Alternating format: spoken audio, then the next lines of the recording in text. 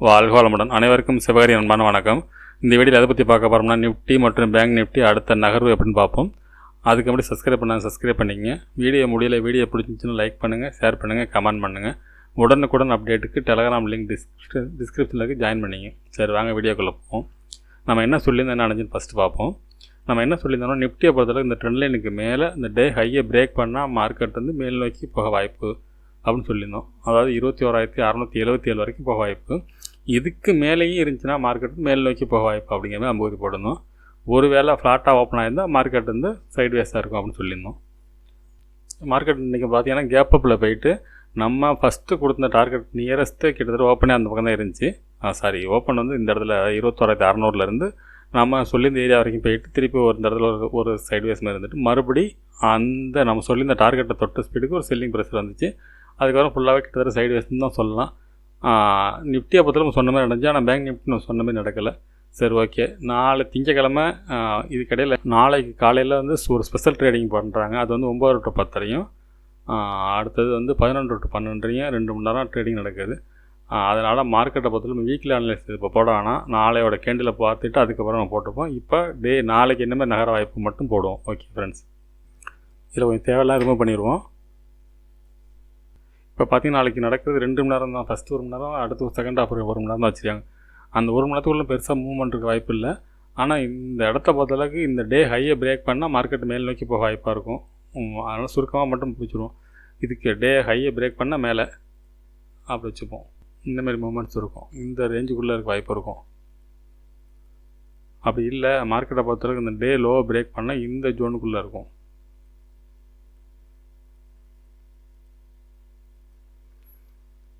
ஆனால் அந்த கீ ஜோனுக்கு வரது வாய்ப்பு இருக்க மாதிரி எனக்கு தோணலை. மார்க்கெட்டை பொறுத்தளவுக்கு நாளை என்னோடய பாயிண்ட் ஆஃப் வியூவில் மார்க்கெட் நிஃப்டியை பொறுத்தளவுக்கு கேப் அப் இருக்க வாய்ப்பு. ஆனால் பேங்க் நிஃப்டியில் ஒத்துழைக்கிறனால நம்மளால் கிளியராக சொல்ல முடியல. நிஃப்டி பேங்க் நிஃப்டி ஈவென்ட் ட்ரேடாக இருந்துச்சுன்னா நம்ம அவ்வளோ கிளியராக சொல்ல முடியும். இப்போ பார்த்தீங்கன்னா முந்தாள் நம்ம வீடியோ ஒன்று சொல்லியிருந்தோம், மார்க்கெட் வந்து இறங்கிறது வாய்ப்பு இல்லை அப்படிங்கிற மாதிரி கிட்டத்தட்ட கொடுத்துருந்தோம். என்ன தலைப்பு கொடுத்துருந்தோம்னா, நம்ம இந்தமாரி தலைப்பு கொடுத்துருந்தோம். மார்க்கெட் மேல் நோக்கி செல்ல வாய்ப்பு இருக்கிறதா அப்படின்னு கேள்வி ஆச்சரியங்கள் கொடுத்து கடைசி வாய்ப்பு அப்படின்னு போட்டிருந்தோம். நம்ம சொன்ன மாதிரி மார்க்கெட் இறங்கல. நம்ம சொன்ன மாதிரி எதிர்பார்த்த அளவுக்கு மார்க்கெட் வந்து அங்கேருந்து ஒரு சப்போர்ட் எடுத்து மேல் நோக்கி தான் போய் முடித்தாங்க. இருந்தாலும் பேங்க் நிஃப்டி சப்போர்ட் இல்லாதனால மார்க்கெட் வந்து நிஃப்டியால் அவ்வளோ கிளியராக நம்மளால் அடுத்த கட்டத்தை நம்மளால் முடிவு பண்ண முடியல. ஏன்னா இன்றைக்கி வந்து பேங்க் நிஃப்டி நடந்தது இவ்வளோ செல்லிங் ப்ரெஷர் இருந்துக்கக்கூடாது. அது நியூஸ் பேஸில் இருக்கிறனால நம்மளால் அது ஆக்சுவலாக வந்து ரிசல்ட்டை பேஸ் பண்ணி மார்க்கெட் வந்து இறங்குதுன்னு நினைக்கிறேன். அதனால் கிளியராக நம்மளால் இந்த இடத்துல நம்ம சொல்ல முடியல. ஆனால் நாளையை பொறுத்தளவுக்கு அந்த 2 மணி நேரம் ட்ரேட் இதுக்குள்ளே நடக்க வாய்ப்பு இருக்கும். ஒன்று கேப் அப் இருந்தால் இந்த 21,750 மேலே கேப் அப் இருந்தால் இந்த 850 கூட இந்த ரேஞ்சில் போகிறது வாய்ப்பு இருக்கும். இதுக்கு மேலேன்னா இந்த மாதிரி இந்த ஜோனில் ஓப்பன் ஆனால் இந்த ரேஞ்சில் இருக்கிற மாதிரி வாய்ப்பு இருக்கும். சரி, ஓகே ஃப்ரெண்ட்ஸ், பேங்க் நிஃப்டி பார்ப்போம்.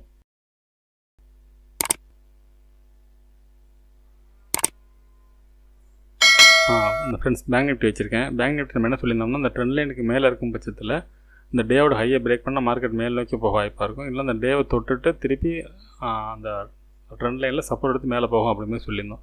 ஆனால் மார்க்கெட்டை பொறுத்தளவுக்கு நம்ம நேற்று சொன்ன மாதிரி பேங்க் நிஃப்டி நடக்கலை. இல்லை இந்த ஜோனுக்குள்ளே வந்து சைட்வேஸ் சொல்லியிருந்தோம். மார்க்கெட் ஓப்பனே கேப் அப், ஆனால் இந்த ஜோன்லேயும் இல்லை. இது ரெண்டுமே நம்ம சொன்ன மாதிரி நடக்கலை. அது ஆக்சுவலாக நியூஸ் பேஸில் நடக்கிறனால கிளியராக இந்த இடத்துல மார்க்கெட் வந்து இது பண்ணல. ரெண்டாவது நிஃப்டி பேங்க் நிஃப்டி ஈவனாக இல்லைனாலும் நம்ம சொல்கிறது வந்து இவ்வளோ அந்தளவுக்கு ஒரு அக்யூரஸாக சொல்கிறதும் சிரமமாக இருக்கும். சரி, ஓகே, நாளைக்கு எப்படி நடக்க வாய்ப்புன்னு பார்ப்போம். ஃப்ரெண்ட்ஸ், இந்த ட்ரெண்ட் லைன் மட்டும் இடம் மாற்றிருக்கேன். இப்போ இந்த ட்ரெண்ட் லைனுக்கு மேலே மார்க்கெட்டை பொறுத்தளவுக்கு இந்த லெவல்ஸாக போட்டுருவோம் கொஞ்சம். ஃப்ரெண்ட்ஸ், நீங்கள் டேயோட இல்லையா ஹைன்னு பார்த்தோம்னா 46,249, லோன் பார்த்தீங்கன்னா 46,558. இப்போ லெவல்ஸ்னு பார்த்தோம்னா இந்த இடம் ஒரு ஸ்ட்ராங் சப்போர்ட்டாக இருக்க வாய்ப்பு இருக்கும். இந்த இடம் ரெசிஸ்டன்ஸாக இருக்க வாய்ப்பு இருக்கும். இது பிரேக் பண்ணும் பட்சத்தில் மார்க்கெட் வந்து மேல் நோக்கி போக வாய்ப்பு இருக்கும். அது எப்படி மூவ்மெண்ட் சொல்கிறா அதுக்கு முன்னாடி இந்த லெவல்ஸ்லாம் முடிச்சிடுவோம். அதுக்கு அடுத்த லெவல்ஸ்னு பார்த்தீங்கன்னா இந்த இடமா இருக்கும். எந்த இடம் பார்த்தீங்கன்னா 46,466, 46,466 இந்த லெவல்ஸாக இருக்கும். இப்போ ஓகே, அது என்னோட மூவ்மெண்ட்ஸ் என்ன மாதிரி இருக்கும் வாய்ப்புன்னு பார்த்தோம்னா, இந்த ஒரு வேளை ட்ரெண்ட் லைனை பிரேக் பண்ணிச்சுன்னா மார்க்கெட்டை பொறுத்தளவுக்கு இப்படி போகிறது வாய்ப்பு இருக்கும். அதாவது 46,466 அந்த ரேஞ்ச் வரைக்கும் போகிறது வாய்ப்பு இருக்கும்.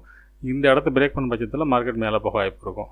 நாளைக்கு நடக்கிற அந்த 2 மணி நேரம் ட்ரேடில் இது இவ்வளோ தூரம் வந்தால் நகரமானு சொல்ல தெரில. நம்ம டேக்குள்ளே செட்டப்பு சொல்லிவிடுவோம்.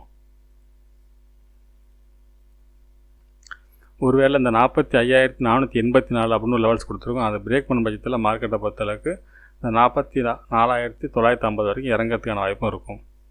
இப்போ நாளைய பொறுத்தல பார்த்தோம்னா ICC bank, Kotak bank, IndusInd bank 3 பேங்க்லேயும் நாளைக்கு ரிசல்ட் இருக்கனால இன்றைக்கி சாயந்தரம் வர நினைக்கிறேன். நாளைக்கு வரனால மார்க்கெட் வந்து இந்த ரிசல்ட்டை பேஸ் பண்ணி மார்க்கெட் மூவ்மெண்ட்ஸ் இருக்கும். ஏன்னா 3மே வெயிட்டேஜ் ஸ்டாக்கு தான். ஆனால் அந்த ரிசல்ட்டை எப்போ வருது தெரியல. நாளைக்கு நடக்கிற 2-3 ட்ரேடுக்குள்ளே எந்த அளவுக்கு வேலை செய்யணும்னு சொல்ல தெரியல.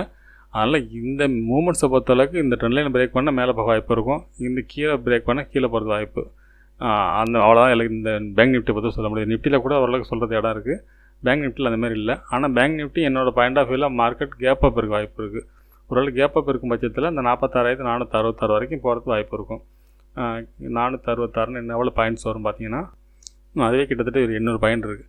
அதனால் இவ்வளோ தூரம் மூவ் ஆகிறது வாய்ப்பு இருக்கும். இந்த ஜோனுக்குள்ளே என்னை பொறுத்தளவுக்கு இந்த ஏரியாக்குள்ளே வாய்ப்பு இருக்கும். 800 to 46,400க்குள்ளே இருக்க வாய்ப்பு இருக்கும். சரி, ஓகே ஃப்ரெண்ட்ஸ். நாளை மாலை வந்து வீக்லி அனலைஸ் போடுவோம் ஃப்ரெண்ட்ஸ். ஓகே.